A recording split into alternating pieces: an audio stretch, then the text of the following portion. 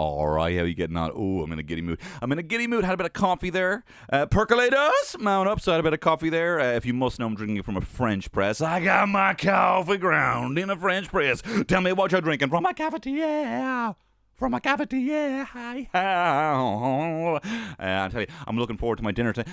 Anyone else looking forward to the delicious shroves they're having for dinner? You know what I mean? Oh, looking forward to our delicious shroves. Guys, what even is a shrove? You know, we celebrate it every year. What the fuck is a fucking shrove? You're here with the Jungle Book crew on Spin.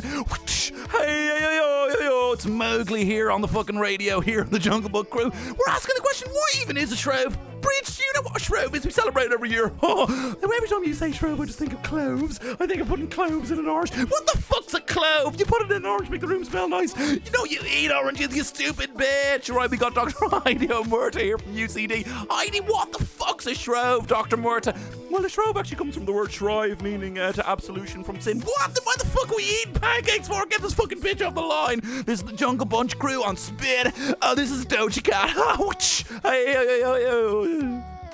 Oh, we're going to be talking about it all. We're going to be talking about shroves. We're going to be talking about shrives. We're going to have fucking Liev Schreiber on the blower later. He played Sabretooth in X-Men Origins Wolverine. He was in Ray Donovan as well, I think is the name of the show. No, hang on. I take a fucking breather for a second. I cannot maintain this pace. I can't. I'm not too old, but anyway. Although, having said that, I'd say I'm getting old. I acted like a man this morning. I actually acted... kind of inhabited what a man might say in terms of small talk. I was chatting to the lad in the shop. Hey, what are you bloody giving up for Lent? You know, and I kind of said it where, and I didn't obviously say this, but I kind of lent in, kind of, you know, with my eyes to kind of be like, what are you giving up for Lent? And in the rest of my head saying, being a fucking bollocks, you know. But I don't know him that well, so I didn't kind of fully commit to being a man and bawdy and that sort of thing. So I was like, what are you giving up for Lent? And then he kind of got the kind of, you know, pass the ball kind of, you know, improv vibe of this whole thing. And he said, do you know, Tony, I'm thinking of giving up going to the pub for Lent. And I was immediately like, fuck, he doesn't know. He's obviously having some fucking, you know, Life is Beautiful. I don't know if you've seen that film where they pretend like the war isn't on to protect the kids from the truth. He's obviously got a few of his friends, you know, hiding his news from him, building a she-bean likely in the back garden. He doesn't know. And I was like, fuck, this guy doesn't know. It could kill him if I tell him. So I was like, you know, and I said, I still go to the pub, I said. Just to kind of say to him, just to kind of be like, just so he didn't feel like you know, that I didn't want to reveal the truth, so I wanted just to play up to this fantasy he's living in. And I said, I go to the pub. And then he just kind of looked like, what the fuck are you talking about? You know, I think I'd already said too much, so I had to leave. I left without paying for anything, you know. You just have to do that sometimes. No, but what are you giving up for Lent, guys? What are you giving up being a fucking cheeky bollocks? What are you giving up for Lent, you know? Although I have to say, here's a bit of a... the idea of Lent, here's a bit of stand-up for you. What's the deal with Lent? Have we not already... Has a year of sacrifice not been enough? And I start tiddling someone in the front row. Like, stop! You're not allowed to touch me. You know? I know gigs are back, but you're not allowed to touch me. That's why I'm sitting fucking 5 seats away from the person next to me. Who are you tiddling me for? You're not even wearing a mask. You know? Diddle under your arms, do now under your chin, tiddle it from a comedian. But you're not supposed to do that. No, what was I saying? Yeah, do you know what as well? I'll tell you, cash these in, right? You don't have to say it to them when they say it, but what you're going to see it as well, like every year, you know, what you giving up for Lent, and then someone just staring off into space, staring like, what are you giving up for Lent? Do you know what I'm actually thinking this year? Do you know, you can see it come. Do you know what I'm thinking? I think I might actually start doing something for Lent. I think I might start actually adopting a new positive habit, you know.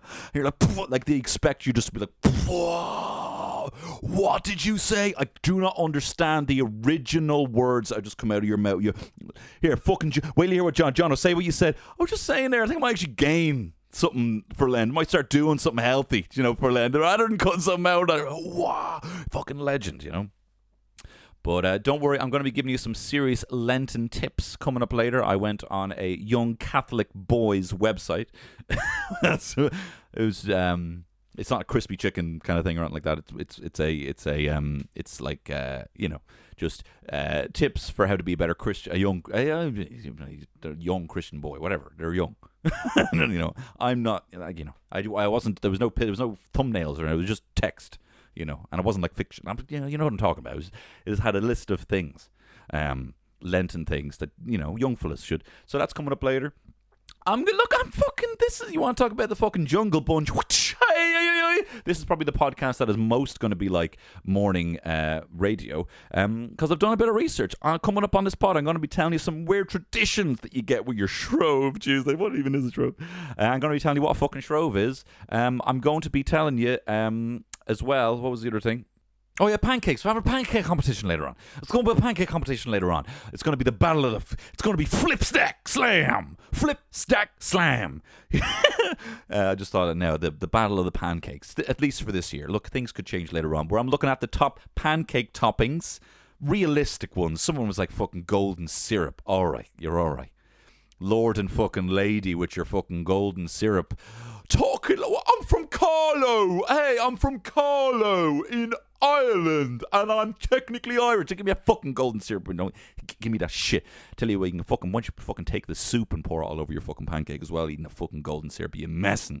Maybe I just didn't have it. I don't know if it's a West Brit thing. Anyway, before we get on to that, let me tell you about this week's sponsor and an ongoing sponsor here on Tony Cantwell's Shitshow. Let me tell you about the Dubliner Irish Whiskey. They are a fine brand, a fine group of people with no skeletons in their closet, and they're based, I don't know why I keep saying that, in the heart of the Liberties here in Dublin. And remember last week I was telling you about how exciting it is that in the last 15 years there have been a lot more distilleries and craft brewing companies that have kind of opened up, and they've totally turned the drinks industry on its head here in Ireland. And I think it's great because they're breaking convention and they're trying new things, and a perfect example of that is the Dubliners' new beer cask range of whiskies, right?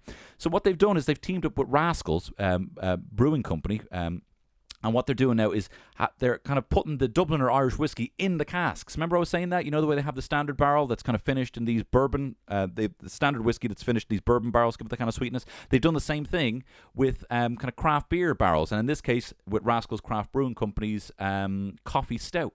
So you're getting a nice kind of accessible, tasty Dubliner Irish whiskey, but also finished with kind of aromas of strawberry shortcake and rich tea biscuits and that kind of royal icing. A bit sweet and a bit nice and a bit tasty, and there's only 600 of them, and I highly recommend you check it out. And it's just lovely to see the kind of combinations of these worlds turning the big, massive Goliaths of the industry on its head. It's a very exciting thing, and the Dubliner are a fine brand, as I say, and they've also been very generous to me and you in that they are giving 10% off their full range of whiskies if you go on the dld.com and type in the code SECRET Eater.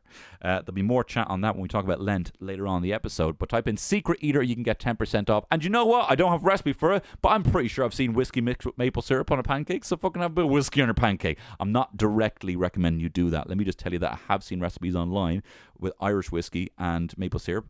Go have a little Google. I should have done that. That would have been, hey, Dubliner, that would have been good for me to do if I had a little recipe for you. But look, I don't know if I should be directly recommending that you eat Dubliner Irish whiskey, but there are recipes out there. Thank you very much to the Dubliner Irish whiskey. The DLD.com is the website. Secret Eater is the code to get 10% off. And thank you very much. Now, let's get on to it. Pancakes, the Flip Stack Slam Challenge. I don't know what the name of it is, but this is Tony Cantwell's Shit Show. It's Tony Cantwell's Shit Show.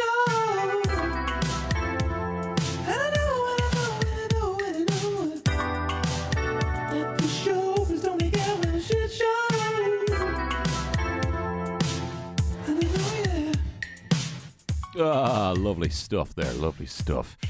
Bloody fucking. Anyway, I'm talking about pancakes. I mean, what else is there? Do you know what I mean? Don't be.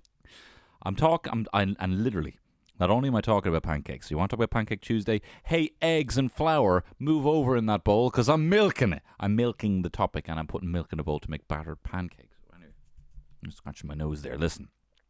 I suppose where should I start with pancakes? Look, the traditional pancake for me is, it's a crepe. Look, guys, call a fucking spade a spade. Call a crepe a crepe. My ma is a master making a nice flat pancake, a bit of sugar, and a bit of lemon juice, or as my granddad would call it, jip. Put a bit of jip in my pancake. Will you put a bit of jip in my pancake? I'm after putting too much jip in my pancake. I have to put a bit more sugar on it. He used to call it jip, as everyone did. But look, you got to call a spade a spade. It is a crepe. You're fucking French. You're fucking laddie fucking da on the Champs-Elysees with your crepe, because that's what you're having. It's not a pancake. And I even remember when that place Lemon opened up on South William Street, and everyone was like, "Oh my god, laddie, look at this! We're like fucking Europe here. We're having a little crepe folding a little triangle, a bit of Nutella on it. Oh my god, I'm like something of a Kinder ad. Someone's overdubbing me. Some lads overdubbing me in German. I'm like a little Kinder ad. I don't know if that makes sense, but you know what I mean.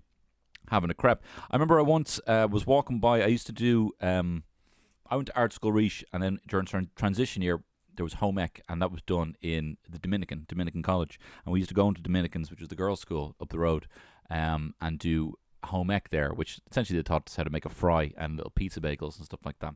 And you had to bring an apron. So I remember coming back from a no uniform day and having my green apron, and it was the same looking apron as they had in Lemon on South William Street when they were serving people. So I I put it on, and I went up to people, and I was just like, "How's your food? Is it good? Good." And then I started taking orders on like bits of paper. And then I just start like tearing up the paper. "Oh yeah, you have a lemon crepe, bit of Nutella, yeah." Just maintaining eye contact. "Oh, what are you gonna have? Just a bit of lemon, yeah, a bit of sugar, is it?" And then just crumpling it up and just dropping it. Oops, butterfingers. And then, like any good exit of an improv scene, I just threw the apron in the ground and ran up the road screaming like quality improv. But look, a crepe's a crepe. That's what you're having. But look, let's get into it. Let's get into what a fucking Shrove is. Liev Schreiber. So what is Shrove Tuesday? I'm pinching all of this from the RTE. This is all on the RTE. I've done my research, which is I've taken it directly from the RTE website. So if you want to read that better, you can read it there. Pancake Tuesday, formerly known as Shrove Tuesday. Then why everyone see? Why am I still known as Shroves? Anyway, apparently the word Shrove comes from the word shrive, meaning to present oneself for confession, penance, and absolution. So what? So did someone? This is. Oh, that just comes from. Like, how does something come from something else? Do you know what I mean? Someone made a mistake, and we're now admitting that. It's like when everyone was calling him Bon Iver. Do you know what I mean?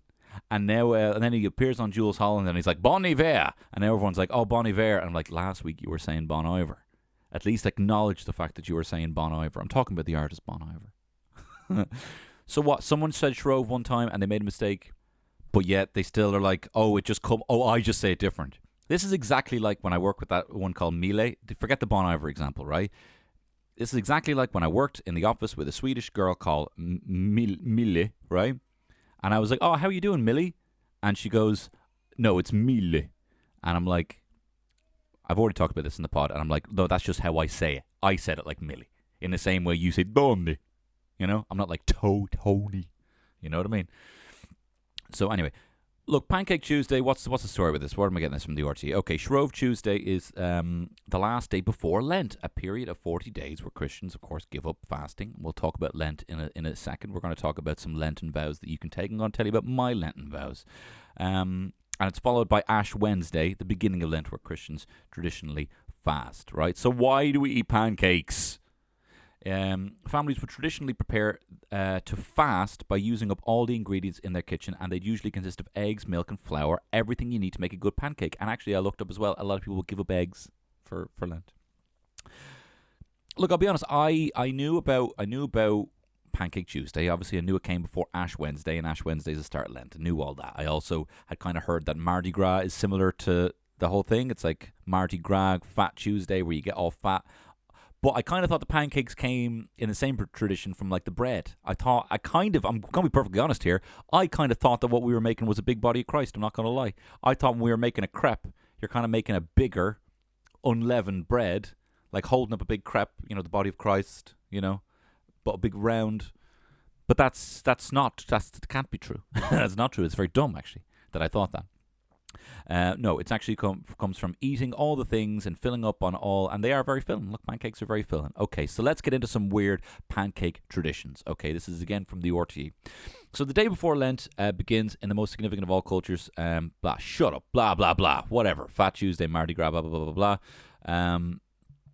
So as was the case with most Irish customs, some rituals involved, this is where it gets really interesting, marriage divination could also take place on the night of Shrove Tuesday. So there's a lot of strong marriage customs around Shrove Tuesday because apparently it evolved from the fact that weddings could not take place during the Lenten season. So for those 40 days, weddings couldn't take place. So that if you weren't married by that time, if you were single, you were kind of goaded to marry before the days that you couldn't marry. So the tradition was that Roman Catholics didn't get married during fasting days, Lent or Advent. So this became a time when additional pressure was ramped up on singletons. It was seen as a type of disregard of social duty to not get married, and single people in Ireland were regarded as having a lesser than social status. Now, I'm going to list off the amount, the donkey's abuse that single people were getting for not being married over Lent, right? So one thing was, right, Shrove Tuesday became known as Skellig Night in parts of the south in Cork and Kerry. So after sunset, noisy crowds went onto the streets of towns in the region, and Skellig Night procession was all about loudly slagging off the still single people, telling them to go to the Skelligs, because the Skelligs, the islands off the coast of Kerry, were apparently, they said, still run under the old calendar, so Ash Wednesday wouldn't begin for another day, so they'd have to go there to marry. So we're like, fucking loner, Michael, fuck off to the Skelligs, yeah, like a desperately sorry, lonely man being told to fuck off to a different island on Skellig Night. Not to be confused with stalactites. Stalactites hang down like titties. Stalagmites, like the mighty cock, come up from the ground. That's how you remember.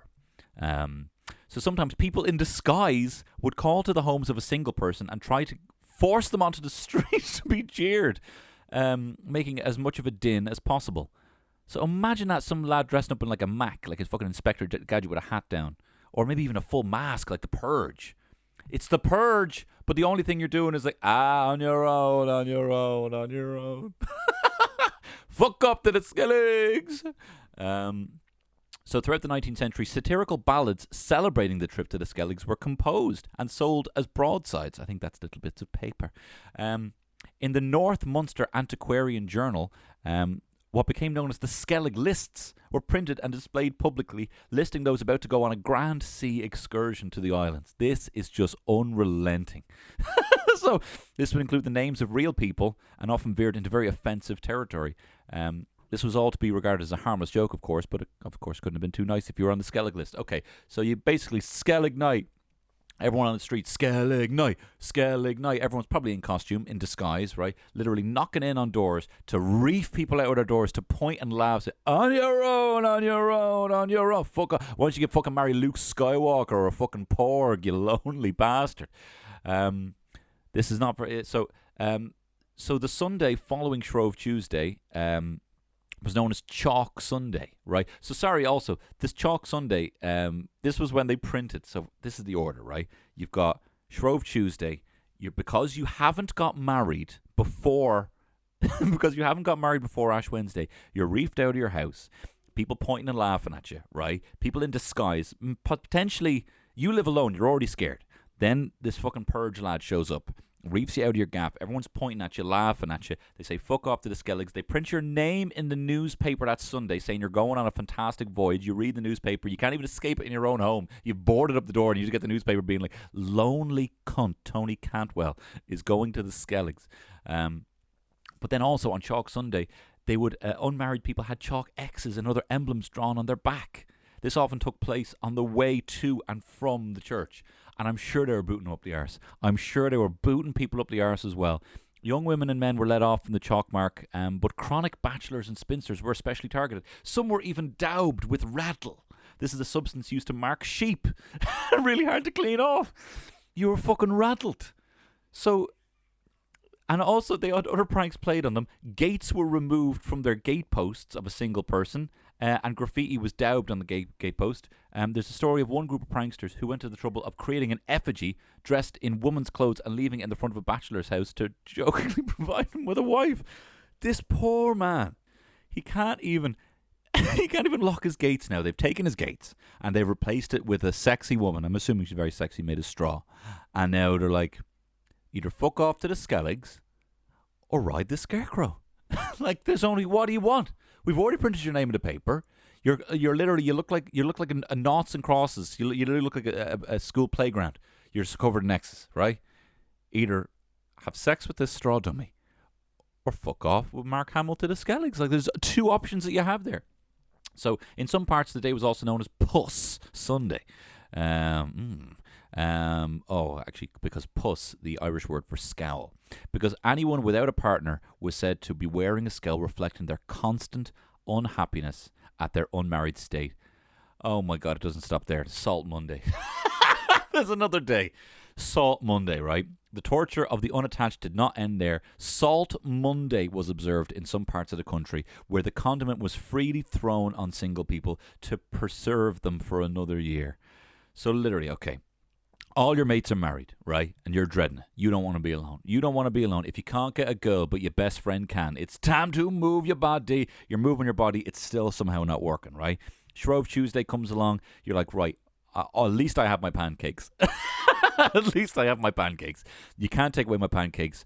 It's fine. I'm just going to fill up on pancakes. I'm just going to read the paper. I'm going to forget about it. Some lad in costume knocks on your door. You're kind of hearing this bit of body outside. Some What is it? You're literally so full. You know that's so full where like you feel like your eyes are sweating? And you're like, oh, you answer the door. Some lad reefs you out into the street, and there's a big procession forcing you to march, and they're marching you down to the coast to try and get you onto an island. Say, on your own, on your own, on your own. And you're already feeling a bit overweight because you've had so many pancakes. They're saying, fuck off to the Skelligs now, right? Somehow you're able to get away from them. You're like, right, I'm not leaving for the rest of Lent. I'm not leaving this gaff for the rest of Lent. It's been almost a week, right? It's been almost a week. It's Sunday, right? You're thinking, all right, I've stayed indoor all week, right? There's been Wednesday, Thursday, Friday, Saturday. It's now Sunday. Surely they've forgotten about this whole kind of Skellig thing. I'm sure they've bigger fish to fry. I'm just going to go to church. I'm just going to get the paper. I'm going to go home. You literally leave the gaff and your gates are gone and it's been replaced with a straw woman and there's a sign saying, ride this, ride this woman, right? You walk past it. People start shouting, the puss on you, look at a puss on you on your own. People keep drawing X's on you. Honestly, you're just being, you look like a chalkboard, right? People are throwing fucking paint on you down the street. You're just trying to go to the church. And then you're like, all right, you forget, I'm not going to church. You grab the paper, you read it on the front page of the paper, your name, about how you're going off of a fantastic voyage to Lonesville because you're a fucking loner, you're a lone loser going off to the Skelligs. That Monday, you try and put the gates back on your gaff and they cover you in salt. Like the name, these days may as well be called, Bully Tuesdays, Wedgie fucking Wednesday,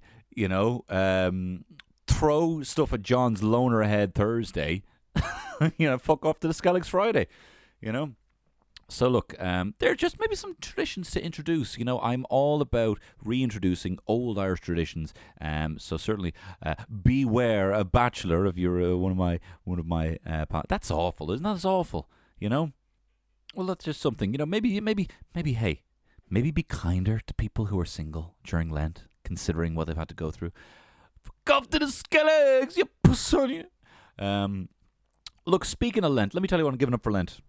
And the Dublin Irish whiskey have certainly, look, it's become mainstream now. I'm knocking the secret eating on the head. Okay, right. Look, sorry, I'm going to calm down for a second. Look, my rule was always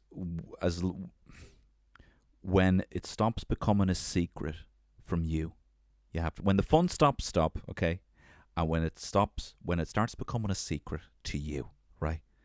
If it's a secret to me, and I'm just oh, you don't know that maybe how to got McDonald's breakfast. No one knows. Little secret. Me and my secret. Family. My side bitch. I can say that. I'm not saying that derogatory. I'm talking about food here, so it's not derogatory, right? Then that's fun. But when I found myself and I was getting a coffee and I got an apple Latisse, I got an apple Latisse and I wasn't even thinking about it. I wasn't even. Will I get a cheeky little apple Latisse with my coffee, right? And I'd already had lunch.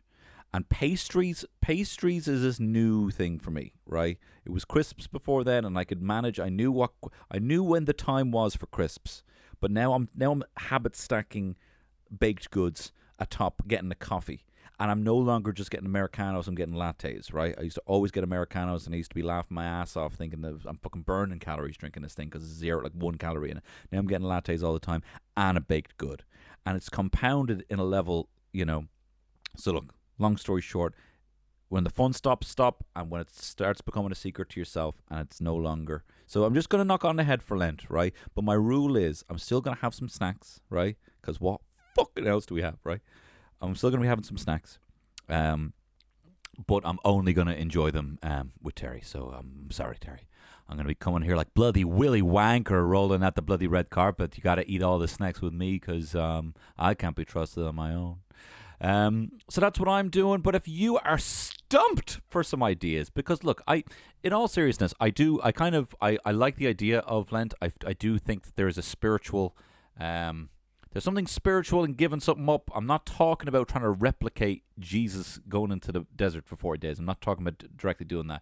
But in all different religions, there's an idea of fasting, of giving up something. And you know it yourself. You know yourself that when you're not snacking and you eat your dinner, you prefer it more. Do you know what I mean? I'm sure there's way better examples. You haven't had a wank in a week and you have a ride. Do you know what I mean? I'm just saying that there's things that you sacrifice, that you appreciate the finer things. It helps you to be more present in the thing that you're enjoying. You know what I mean? So I do understand that. I'm not necessarily recommending that you do it for Christ. But if you were looking to do it for Christ, here are some tips from lifeteen.com. 6 creative ideas on what to give up for Lent. So if you're stumped, here's some ideas. Are you looking to give someone up for Lent, man?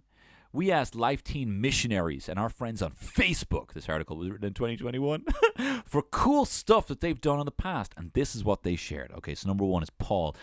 Paul's a Life Teen missionary. Hey, I'm Paul. I'm a Life Teen missionary. How you doing? This year, I'm giving up shoes. Oh, my God. I'm giving up shoes as often as possible.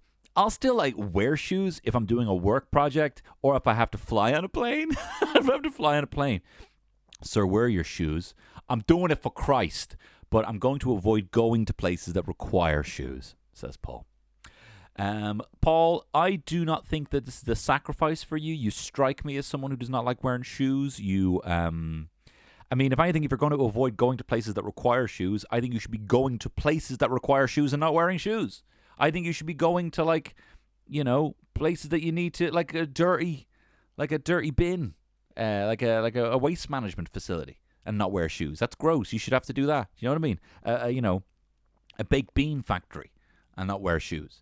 I think you should be going to a hot coal flooring company and not wearing shoes. You know what I mean? That's a sacrifice. I mean, I don't like wearing trousers. That is not I can't be saying I'm giving up trousers. I don't like wearing trousers. I know that's a benefit to me is not wearing trousers. On Saturday and Sunday, Terry would be fucking red in the face trying to tell me to wear trousers. Do you know what I mean? I'm not wearing I'm not fucking, even on Valentine's Day, we had a nice little date. I was wearing a lovely crisp white shirt, nice starchy cuff and collar, looking good. She was looking fab. I was not wearing any trousers, but we were at the table. Do you know what I mean? So I would rethink your motivation, especially if you're doing it for our Lord Jesus Christ. Okay, here comes Matt. So he talks about a previous Lent that he did. I gave up spoons and forks, man. I learned how to use chopsticks. It was kind of funny for my friends. Made it easy to talk about Lent in a cool way. Oh, I don't want to. I hate being pessimistic, or I hate being cynical. Sorry. We laughed a lot, man. Man, I didn't have any spoons and forks. I was using these fucking stupid chopsticks, man. Hey, Hey, bro, what are you doing there? Oh, me eating this soup with a stick? Do you know about Jesus, man? Do you know about Christ, bro? I'm so glad you asked me that, man. I'm going full into fucking, I don't know, Jed Patterson or Rumple Foreskin. They're kind of the same person if I really think about it.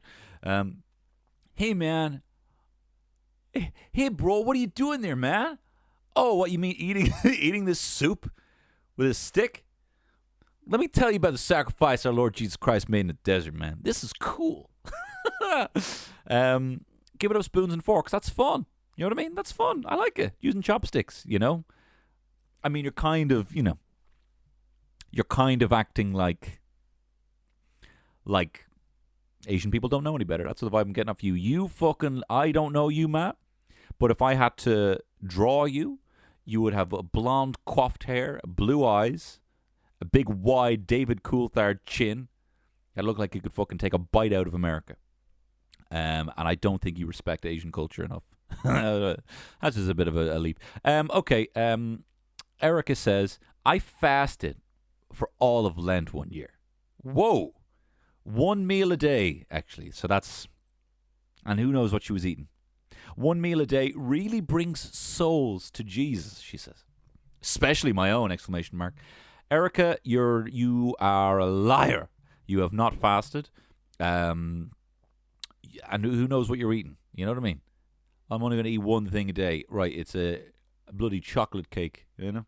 Or it's a one meal a day as well. You could be having a fucking, a KFC bargain bucket, or family bucket. Which sounds unreal. I'm doing this. That sounds class. All right, next up, Patty.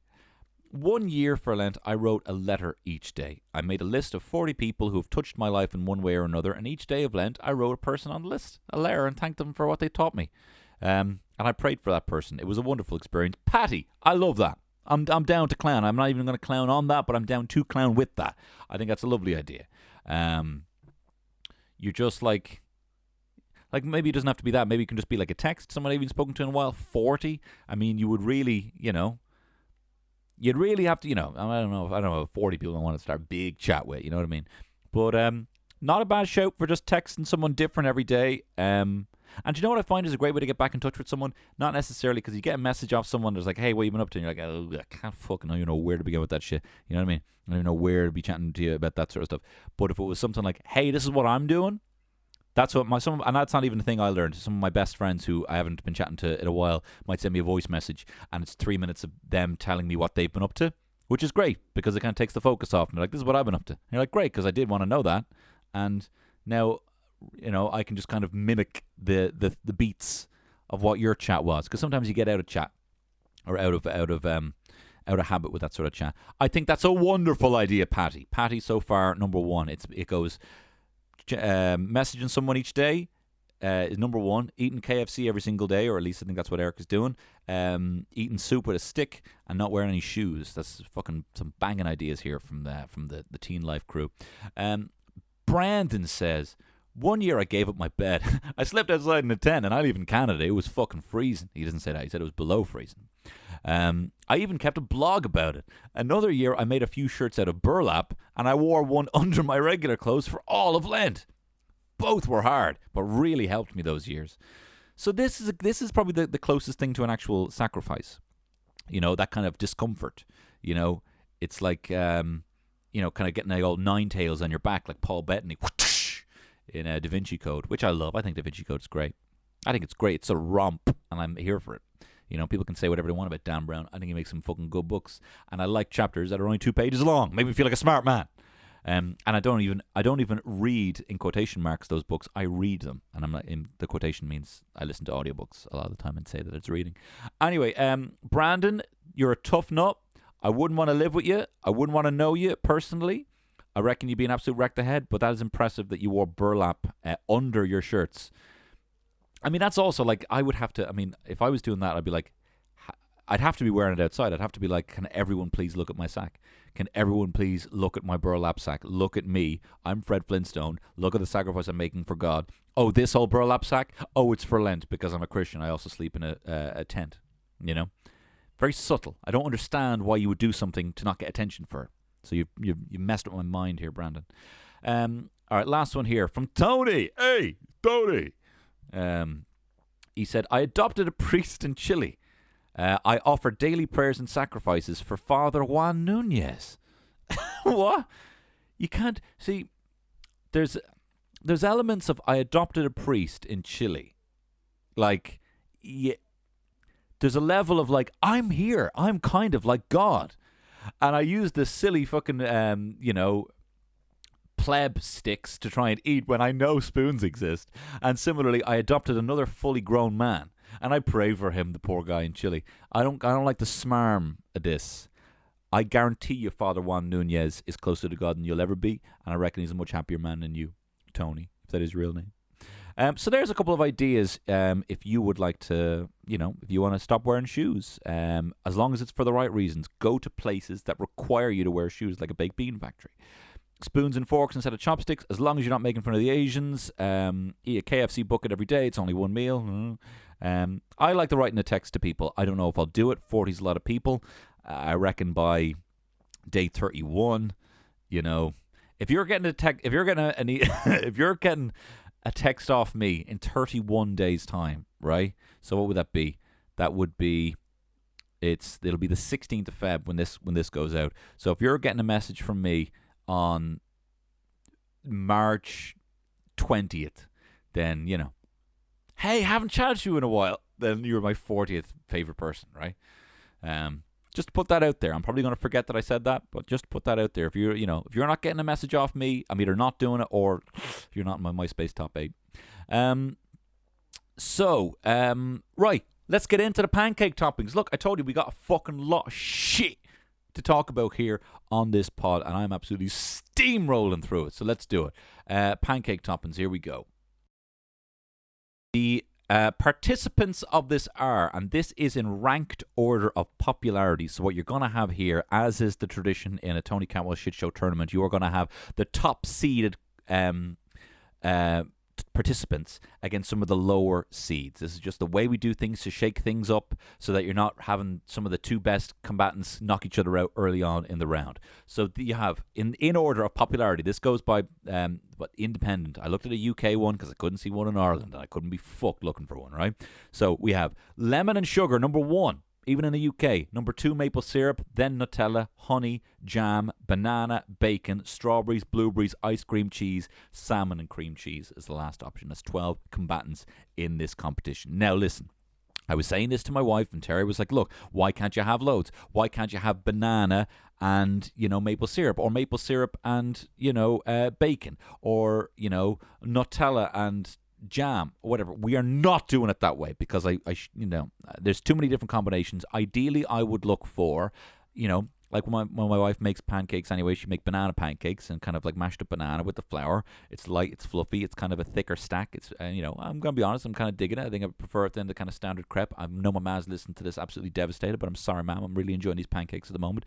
And she'd put some Greek yogurt on it. She'd put some berries. She'd put like a berry coulis, that she's kind of reduced to kind of a jam, and some maple syrup. So what we're doing here is we're not looking for the best combo. There's going to be better combos. We're looking for the best single kind of topping or mix. You know what I mean? Like, you're not going to have lemon and no sugar. Do you know what I mean? You're not just going to have sugar on its own. We're not like that. So let's get into it. Okay. So looking here, right? The top seeds are lemon and sugar, maple syrup, Nutella, and honey for some reason. But whatever, we'll get into that. So they're already going to make it through to round 2. So in round 1, we got strawberries versus bloobs. Straw v bloob. Look, strawberries nice. It looks nice. Maybe strawberries and cream. It's a nice little topping, but it's got to be the bloobs. I love a bloob. I love it in the batter. I love it on top. I love it reduced. I even like, and Terry's got them recently, dried bloobs. Dried little bloobs. And it gives it a bit of a chew. An unexpected chew. Don't rule out the idea of putting a dried fruit in a salad as well. Having a bit of chew. You're obviously going for the crunch. You're going for a soft, a bit of chew. Right? So don't rule that out. Blueberries are making it through to round 2. Blueberries versus lemon and sugar coming up next. Okay. We got jam versus salmon and cream cheese. Look, I know which way I'm leaning here, right? If someone was presenting me a jam pancake, I'd be like, if you're going for that sweet, you could do better, You could do better. You could have maybe a load of kind of, it depends, Actually, do you know what? Fuck, I've totally thrown this out of whack now. The idea of a salmon and cream cheese is appealing to me right now, especially kind of a crepe kind of folded over. You got the kind of thin layer of cream cheese in that. You got kind of draped salmon. It's la-di-da. But if it's a real gooey kind of jam with the berry still in it, and it's real thick and, fuck, I don't know what I'm after now. Shit. Look, controversial, and you're going to be fucking Notions 11 here, but bloody, I'm going to give it a salmon and cream cheese. Salmon and cream cheese is making it through to the next round. You're competing against honey in round 2. Right. Third matchup, bacon versus ice cream. Okay, wild. This is wild. Ice cream on a pancake, I think, is insane, right? I think that's a hat on a hat. I think that's a bit too much. Leave it to the bloody Brits, huh? Leave it to the bloody Brits to literally steal the front of a fucking Greek Colosseum building and put it in the British Museum, and to do something as lavish as that, as put ice cream on a bloody. We are far from bloody ice cream on a pancake that we were reared. It's bacon. And I would go for streaky bacon. I would want a bit of a crunch. Bacon is making it through to round 2. Okay, banana versus cheese. Cheese on a pancake, I don't know. I don't fully understand this. Obviously, I don't think it's bad. You know, you can put cheese on anything. You know, but the cheese and the bacon here, again, you can just put it on anything. It should just work. Look, it's going to be banana for me because I tell you, I can double up reasons why I like the banana on a pancake from personal experience. I like it kind of sliced and put on top, and you're kind of eating it like that. But I also like it mashed into the batter. It gives an additional sweetness. You don't even need any vanilla extract. You don't need any additional sugar or cinnamon or anything like that. Just some decent banana, even ripe. It's something to do with your ripe bananas. It's going through. Okay, here we go. Here's where it's heating up. Round 2. You got lemon and sugar versus the bloob. Wow. Okay, this is very controversial. You've got 2 titans of pancake. You got the traditional blueberry. It could be there in the batter, or it could be there some sort of coulis on top. But then you got the lemon and sugar crepe, the classic, rolled up, that real sweet, the tang of the lemon and the fucking sugar. You know, you can eat fucking 20 of these flat little crepe lemon and sugar. I love it so much, wrapped up and fucking seeping, dripping down your arm, dripping down the sleeve of your uniform. You're sucking on your fucking arm. Give it to fucking lemon and sugar. Blueberry will never make me salivate like that. Get out of here, bloobs. All right, honey versus salmon and cream cheese. Neither. I don't want any of them. They're both an abomination. Honey. Ugh. Why would I want that? Fucking smoke taste on your mouth. No thanks. I don't like honey. Don't do that to the bees. Leave the bees alone. Let them keep their home. I don't know how honey's made. Salmon and cream cheese in the next round. Okay. Maple syrup versus bacon. Wow. I'm sure you're thinking, what? Why can't you have both? Both belong on a pancake. This is the first appearance of maple syrup in this tournament. Bacon has already made it through. Listen. I think, I'm going to be honest, I think bacon on a pancake is overrated. I think bacon on a pancake is fucking overrated. There, I'll say it. I do not get why you put bacon with anything, it enhances it, right? But I don't even know, would sausage not be as good on a pancake? You know, would a fried egg not be as good as on a pancake? Do you know what I mean? A hash brown? I do not know. It's just this whole bacon craze. It's the whole, you know, epic mealtime mentality of putting bacon on things, you know? Like fried chicken and waffles, you know what I mean? It's just a hat on a hat. It doesn't make sense to me. Maple syrup is a genuine enhancer for that gooey pancake flavor, for that gooey kind of pancake texture. It makes perfect sense. It gives you the level of sweetness. I'm fucking obviously starving here. Do you hear this? Do you hear this? This is a podcast brought to you by a fucking Springer Spaniel. Do you hear me salivating here? I'm going to give it a maple syrup. Maple syrup and pancakes go hand in hand, right? It's like bloody Tupac and Elton John ghetto gospel. 2 things that belong together in whatever time frame they end up, and whatever. I don't know what I'm talking about. Moving on. Nutella versus banana. Okay. Nutella, I'm going to be honest, can eat a dick. I'm not a big fan.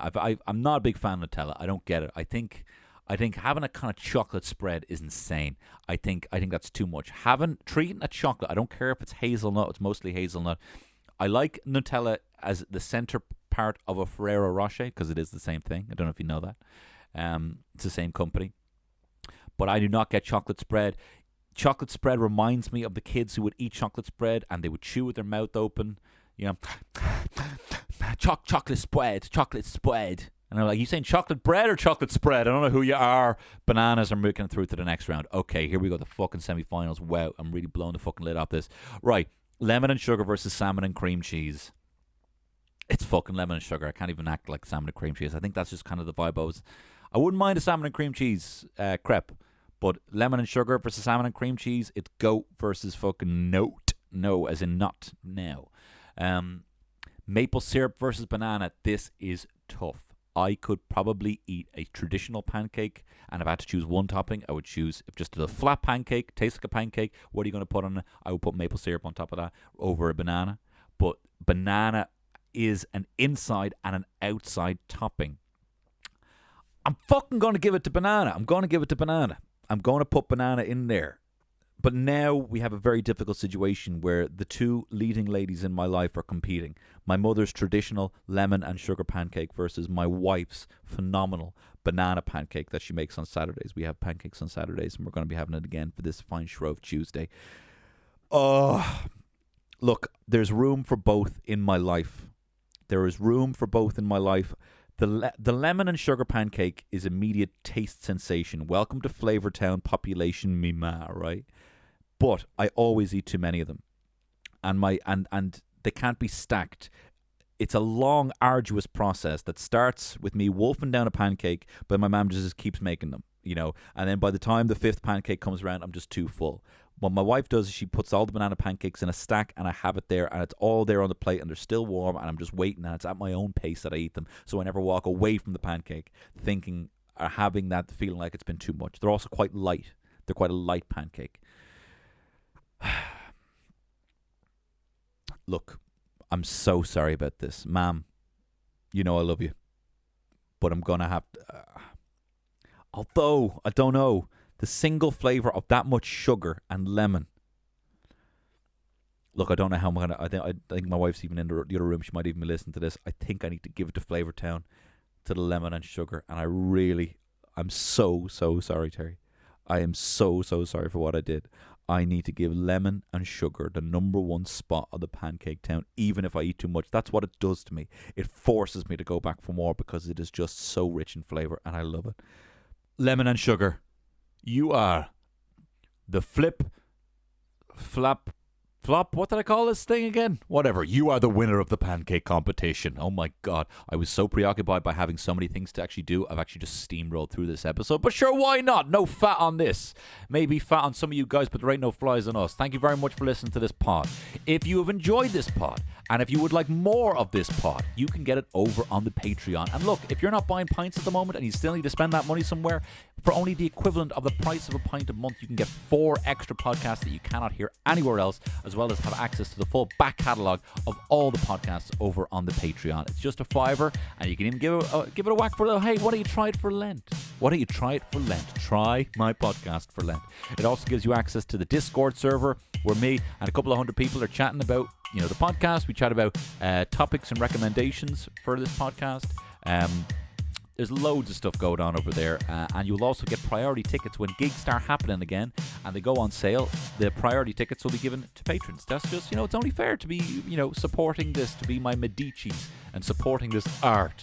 You get access to priority tickets. So patreon.com is the place to find that over there. There's a link in the show notes. But look, if you can't give, that's no big deal. Don't you dare worry about it. You will still get this podcast. And again, I want to thank my fine sponsor for keeping the lights on, the Dubliner Irish Whiskey. Go to the DLD.com, type in the code Secret Eater, of which I'm not anymore for the month of Lent. And you can get 10% off their fine range of whiskeys. Thank you very much for listening. I'll see you next Tuesday. All the best. Bye-bye.